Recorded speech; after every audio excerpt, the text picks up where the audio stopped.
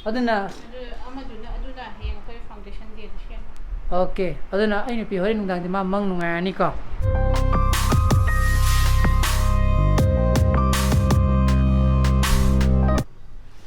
good morning guys, welcome back to my channel. Ma'am Nungairani khali ko masidi ai nupi ne angon di yahong ngre ko to puni pantare kai ni mino khang di ko yahong ngale me man adi mai ju laktre ngarang di aji brush to udriba san pasu angon di yahong ngre aduna brush to ki ko abunga brush to la ngarang Q&A ki matangda hambakanda dum comment box da smart tawgadami kokadami ha takpiri ko duidam to thank you aduna live coming Saturday je sidai Q&A ma tawragane bako aduna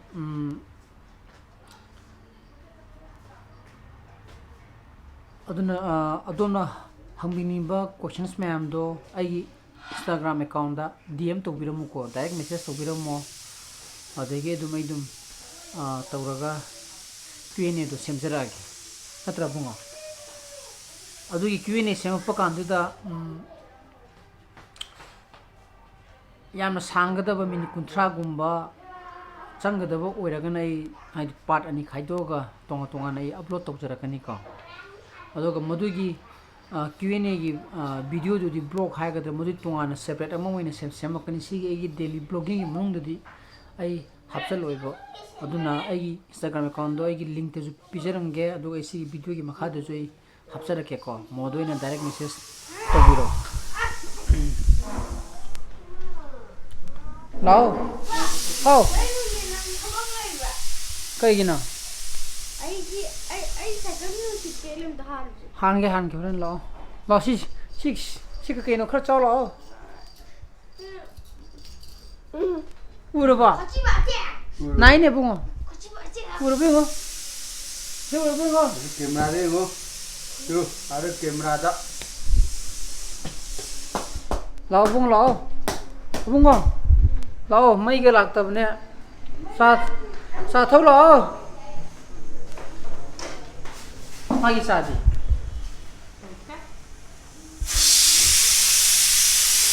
mai jina pung ni di mu jina la ke ne ko do ba phone din kari na sa bo man sai hera ba sa ne aju plastic yo sa ne ene bi ko bi sani nge do na horen thi re ji ke toroge tangi ko bi ji dia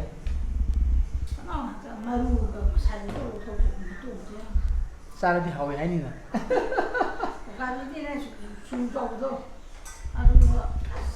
नसी दिखर मम्मनी को video J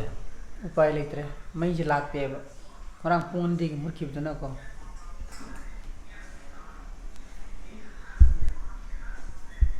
ang phau thang do ko haida kino mai ru je lo ga thang do ro okay hauni sana bagi mikroni dia hao gam chai ko Swiss ron gam chai ko nene Japanese ro jai di si ha ko matra ko ma ha ka se kinogi tam nam ne to 생이 뭐 이렇게 가지고 이거지 아니 난 지금 미코니 싸로 들어 넌 미코니 싸로 들어 미코니 싸로 들어나 우브랭어 이게 굳이 쿨 오이기니까 또 이제 생물이 송기디 여러모로 이제 굳이 찍품이네 막 어도 한딱 타지디 굳이 게 찍들만래 시부터 그 상하가 가지 좀 찍토기니까 한딱 타지 망아이래 나한게디 굳이 이제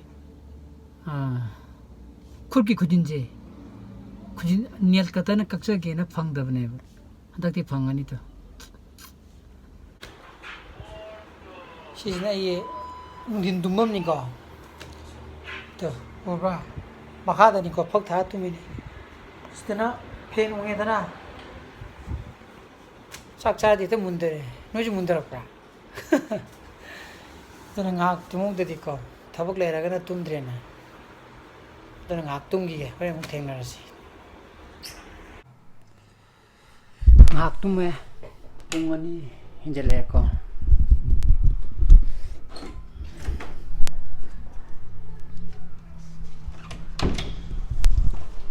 ở đây cái ngang thì sáng rồi cái phi khá su bên này vậy sa sát đấy nụ măng cái nó măng sai măng pusalam bên này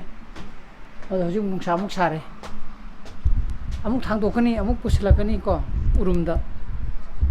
tàu riêng sai đi cái đúng sai nó đúng phô đi đúng căng cái đó đúng nó phô cái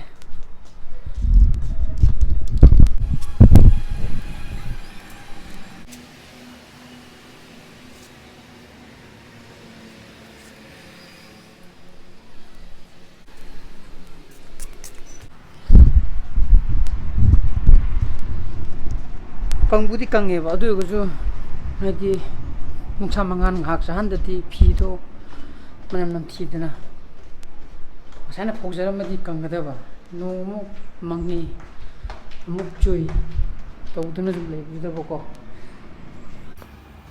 amule ye has yum yo tangai amasan nappa ba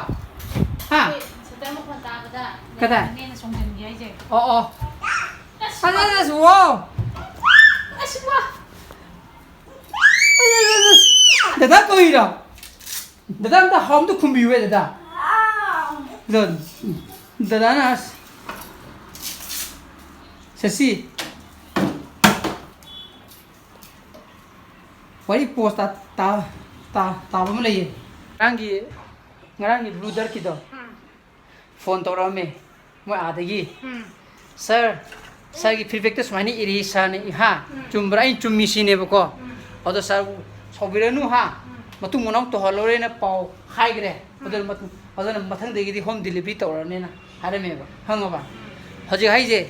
ngasai je ai ni pilok chapa kanda phone la me ba ko. Keno moi blue dart ki ngara ina courier ha bu blue dart ne ba. Moi president office ki male ba. Oda sana ai ngara feedback to swani Eigi ne ba. Noi gi do hai di noi gi sigi branch e anam matam da call to ra ga ingonda office ki pot low hai di home delivery talk tene Eigi ne ko feedback ta aw moi call to ra me moi region office tagi to sa ane feedback ibira ko do sa raina mani hai re ko tagi moi na hai gre matung manau sa home delivery oina to ra ne na dona saubiro no mathang do ina keno to ra ne dana hara me baduna haji khangam mane ba moi chumda sa se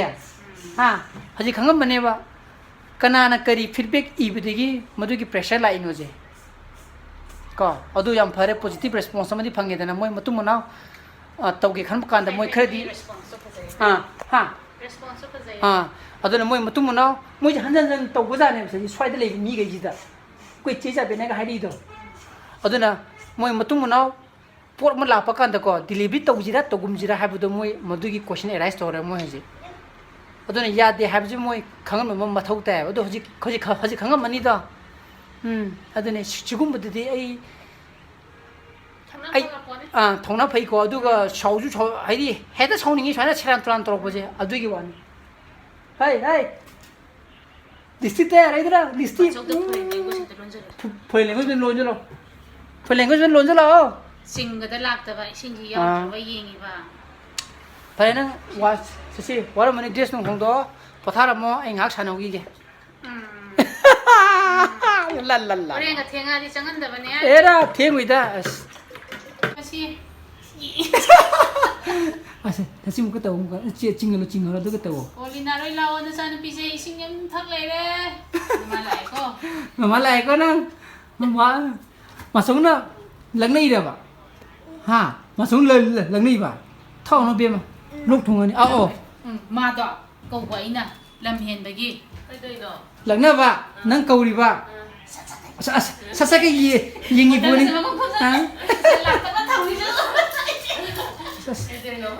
타르더라 야낭 따라 마켓 들어가. 그래 뭐하나 부대 니들 낭 태타 부대 니들더니 야낭 따이다. 자세야. 열어봐.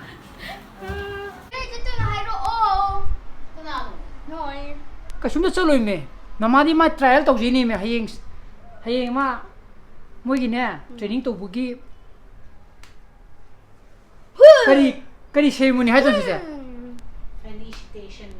felicitation lai ba ko adugi sari setore na ma kanam khari tu hing di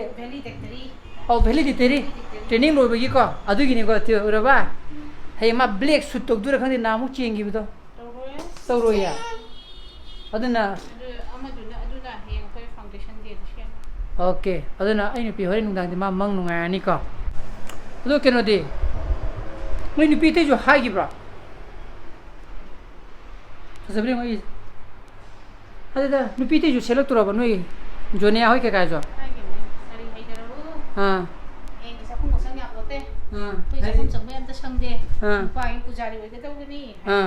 hai khujin nung pheng dana natra uraba hai ri je how kaina kari che bling che do ai keno de pocket yaw bra ba nang ai je ha keno ye ke aside lal tarik me am le du mu de yaw bane ai shidi yo yayi shidi ye bu yayi adu haga chenis khud mo dain tor di bungo kari lai ye ke no ba chana pa ma lai ye kani I want the blank paper pure na sadi ni rami duni ko yekharo na pa ba khadi ko bek kagera ha tala sai dai ro kada di chaning ani bujia pikam hai nong tak ta ban lai khormu sa ji nong ta de ai pi chi pa ni han bane ha nong ta di rani han bane pa hore backup ta hore nong kham ma bro moro ka toroga yam to da ku sumang daga backup ta sari ama gam taksala thanga thambiu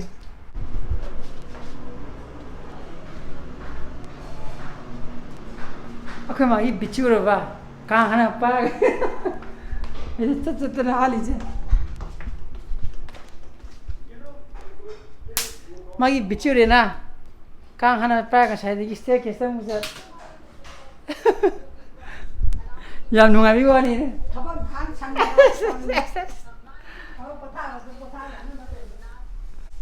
to ma anu frame ba to ma jo anu frame le raga mittu che tong ning bane to irai ni mita hapet irai di haying ne haying do ha ko da na mina handa ke kan se te taramane adru waina to bu fatra ho ma ta harap ke le ba adu mana hala di se bu la mu se to ni ga ai problem ni ho di yeng ase haying di yaroi haying di moi training gi moi gi validity function ama le ba ko haying di chal lo ba haying di ai na jo ya ro ba la bu ngana ha ro ba second set di da ko na hai ra ne ba om puni pa ma hoi yeng ase sida ko ba je ai di mid yeng ma gi ne ba puni ne to mi do odo namuk mid yeng jin ha ma do gi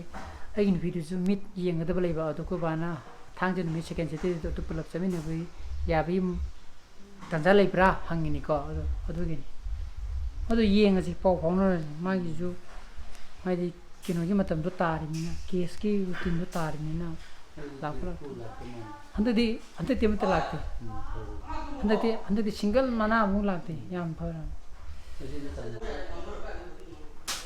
adu nangi visiting card to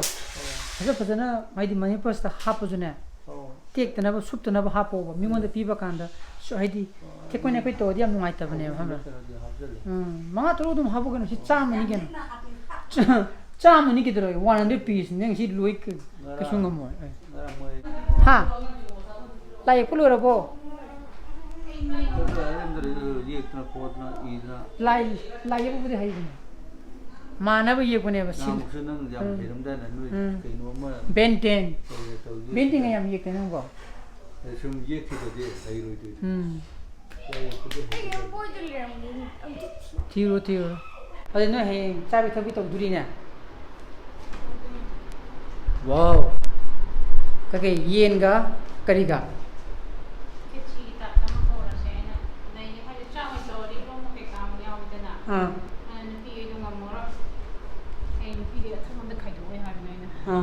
Oh, Nupa yang lung tuan tu ba? Tuan dah is. Baik dia cari tu ada lah kau ini sih lagi kita tu tahu ni foto ni kan tak boleh. Hai je wan dah hai putih dah. Ani dah, ada si mem je, moi yang daily day function lagi apa tu? Adu dah moi yang yen num plau tong ne apa tu ki pun nama same same. Ini saya tu kali ni macam mat tu muka kaki kofu musang pulai adu ini dah. Aduna masih blog jadi mata ini terus senjara ke, hayang blog tu muk tenerasi, ay blog tu pami betul lagi di like tu biramu, share tu bio, anu views oi biragana, subscribe tu biramu ko. Aduna